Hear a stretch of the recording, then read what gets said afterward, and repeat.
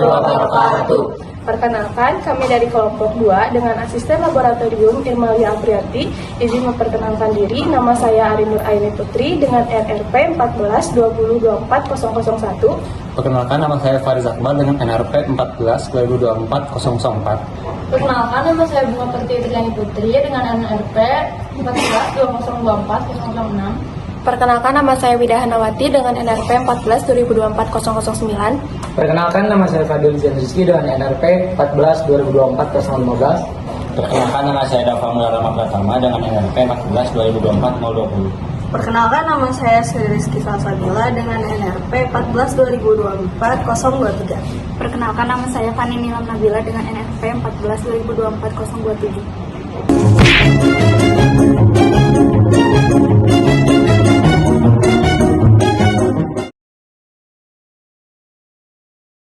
Ada tujuan percobaan, yaitu yang pertama, mahasiswa dapat melakukan penentuan berat atom sederhana, penentuan tetapan gas dan molar, dan mahasiswa mampu mengaplikasikan persamaan gas ideal dalam suatu percobaan. Yang kedua ada berat atom. Berat atom merupakan rata-rata penimbangan dari massa semua atom unsur yang berdasarkan banyaknya isotop. Berat atom juga sering ditemukan di bawah simbol suatu unsur yang disebut juga dengan massa atom relatif atau AR. Karena sebagian besar reaksi kimia berlangsung sesuai dengan hubungan numerik sederhana antara atom. Berat atom diukur dalam suatu massa atom atau SMA yang disebut Dalton. Berikut adalah contoh berat atom, yaitu berat atom karbon. Yang ketiga, satuan massa atom. Satuan massa atom ini didefinisikan sebagai 1/12 massa atom karbon. Satuan massa atom digunakan untuk mengekspresikan massa atom dan massa molekul. Ketika massa dinyatakan dalam satuan massa atom atau SMA dan mencerminkan jumlah proton dan neutron dalam inti atom. Yang keempat ada atom magnesium. Magnesium merupakan unsur kimia dalam tabel periodik yang memiliki simbol Mg dan nomor atom 12 serta berat 24,31. Magnesium adalah elemen terbanyak ke-8 yang membentuk 2% lapisan kulit bumi, serta merupakan unsur terlarut ketiga terbanyak pada air laut. Atom magnesium termasuk ke dalam golongan 2A, yaitu logam alkali tanah. Mengapa disebut logam? Karena memiliki sifat seperti logam. Mengapa disebut alkali? Karena mempunyai sifat basa bila direaksikan dengan air. Dan disebut tanah karena oksidasinya larut. Kemudian yang kelima ada isotop dan konsep mol. Yang pertama adalah isotop. Isotop adalah atom-atom yang mempunyai nomor atom yang sama, namun mempunyai massa atom yang berbeda. Kemudian ada konsep mol. Konsep mol yaitu suatu kuantitas yang berkaitan dengan jumlah atom, molekul, ion, atau elektron dalam suatu zat. Dalam SI disebut mol. Dalam konsep mol terbagi 4. Yang pertama, hubungan mol dengan molaritas, yaitu banyaknya mol dalam 1 liter. Jika kita mencari mol, maka molaritas dikali dengan volume. Jika kita mencari molaritas, maka mol dibagi dengan volume. Yang kedua, hubungan mol dengan massa, yaitu 1 mol zat sama dengan 1 R atau R dalam suatu unsur atau senyawa. Nah, jika kita untuk mencari massa, maka mol dikali AR atau MR. Jika kita mencari mol, maka massa dibagi dengan AR atau MR. Yang ketiga, dengan hubungan mol dengan jumlah partikel, 1 mol zat sama dengan jumlah partikel. Yang pertama, kalau misalnya kita ingin mencari mol, maka jumlah partikel dibagi dengan Avogadro. Kalau misalnya kita mencari jumlah partikel, maka mol dikali dengan Avogadro. Yang keempat, ada hubungan mol dengan jumlah gas. Nah, itu dipengaruhi oleh temperatur sama tekanan. Jika kita mencari volume STP, maka mol dikali dengan 22,4 liter. Kalau kita mencari volume STP, maka mol dibagi dengan 22,4 liter. Volume molar terbagi menjadi 4. Yang pertama, dalam keadaan STP atau Standard Temperature Pressure. Pada suhu 0 derajat Celcius dan tekanan 1 atm, maka volume molar sebesar 22,4 liter per mol. Yang dengan rumusnya, V sama dengan N kali 22,4. Yang kedua, ada keadaan RTP atau Room Temperature Pressure. Pada suhu 25 derajat dan tekanan 1 atm, maka volume molar sebesar 24 liter per mol. Dengan rumusnya, V sama dengan N dikali 24. Yang ketiga, di luar keadaan STP dan RTP. Volume gas ditentukan dengan persamaan.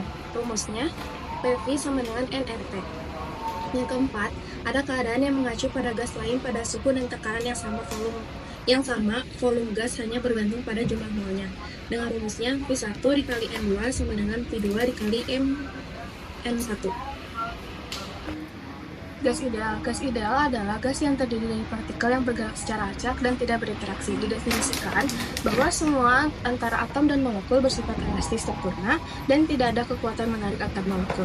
Sifat-sifat dari gas ideal ini yang pertama terdiri dari banyaknya partikel yang bergerak sembarang. Yang kedua, setiap partikel punya massa yang sama. Yang ketiga, tidak ada gaya tarik menarik antar partikel. Yang keempat, jarak antar partikel jauh lebih besar dari ukuran partikel. Dan yang terakhir, hukum Newton tentang gerak berlaku. Gas nyata. Gas nyata adalah gas yang memiliki sifat yang menyimpang dari gas ideal atau kebalikan dari gas ideal. Gas nyata memiliki interaksi antar molekul yang sangat kuat sehingga gerakan molekulnya tidak larut. Sifat-sifat gas nyata ada 4. Yang pertama ada volume molekul gas nyata tidak dapat diabaikan. Terdapat gaya tarik antar molekul jika P diperbesar dan P diperkecil. Adanya interaksi gaya tarik yang kuat menyebabkan molekulnya tidak lurus dan tekanan ke dinding lebih kecil. Yang terakhir memenuhi persamaan van der Waals.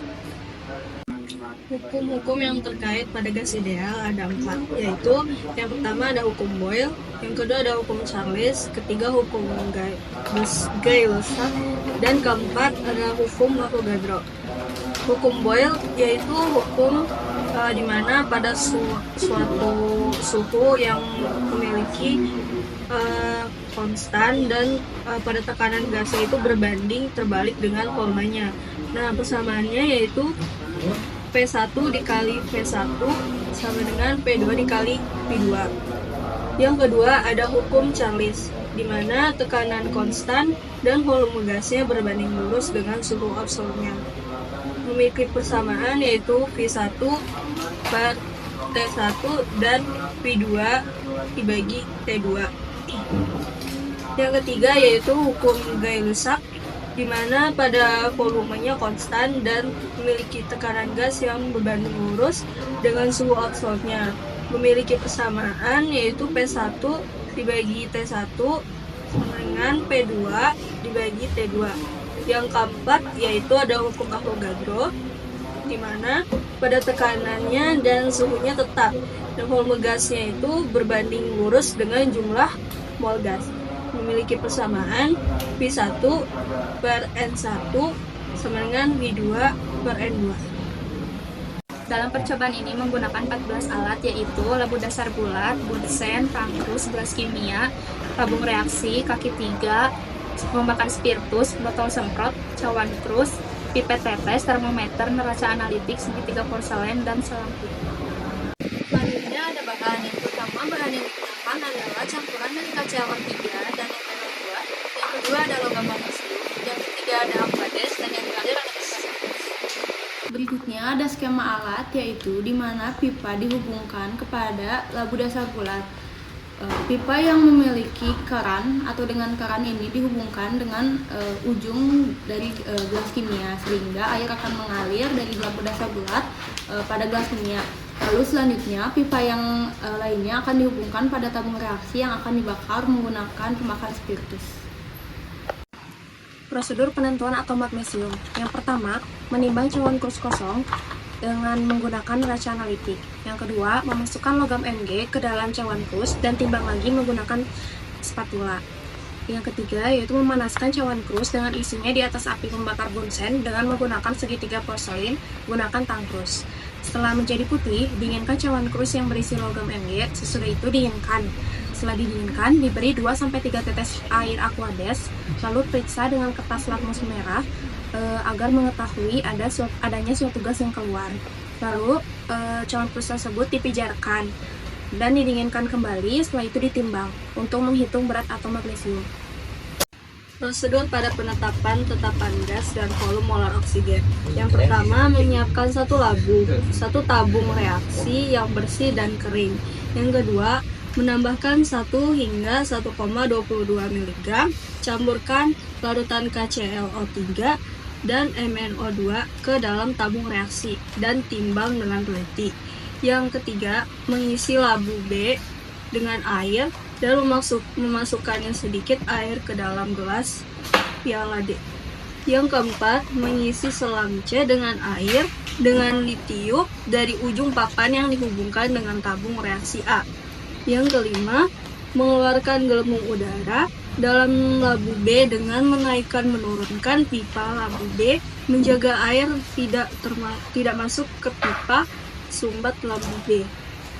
Yang keenam, menjepit selang C dengan klem dan memasang tabung reaksi.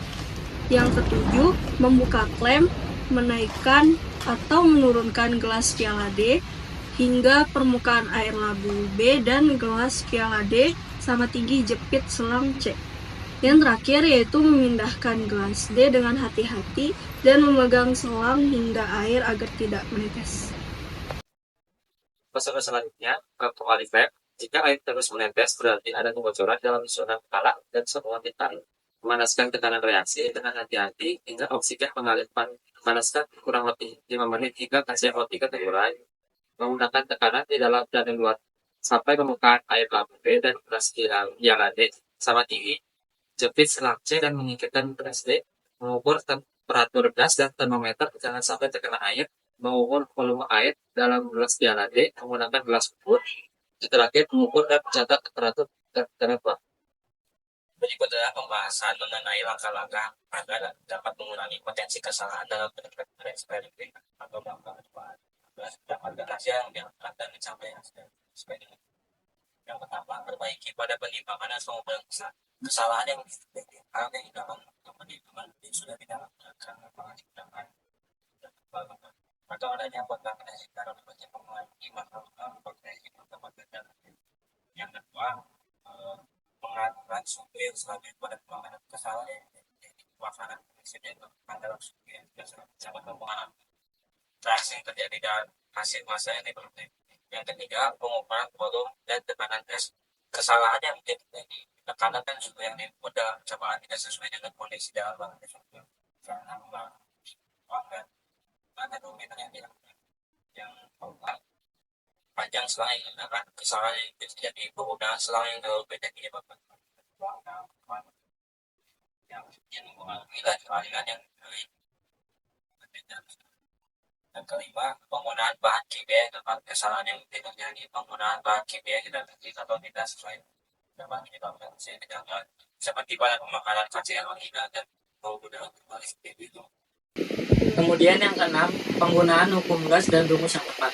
Kesalahan yang mungkin terjadi, penggunaan rumus gas yang tidak tepat atau perhitungan yang salah dapat menghasilkan konstanta gas yang tidak sesuai dengan nilai literatur, seperti perbedaan hasil konstanta gas pada hukum Van der Waals dan gas ideal. Yang ketujuh, penanganan reaksi dengan nitrogen. Kesalahan yang mungkin terjadi, reaksi dengan nitrogen dapat menghasilkan NG3N2 yang memerlukan perlakuan lanjutan dengan air untuk menghindari pembentukan senyawa yang tidak diinginkan. Yang kedelapan, pengawasan waktu dan proses pembakaran. Kesalahan yang mungkin terjadi, waktu pembakaran lebih cepat atau lebih lambat dari yang diharapkan, dapat mempengaruhi hasil eksperimen. Yang kesembilan, persiapan dan pengendalian lingkungan percobaan. Kesalahan yang mungkin terjadi, lingkungan yang tidak terkontrol seperti aliran udara yang kuat dapat mempengaruhi hasil percobaan, terutama untuk percobaan yang melibatkan reaksi pembakaran. Yang ke-10, dokumentasi dan pengulangan percobaan. Kesalahan yang mungkin terjadi, hasil percobaan yang tidak konsisten atau tidak dapat direproduksi akibat kesalahan dalam pengukuran atau prosedur percobaan yang kurang teliti.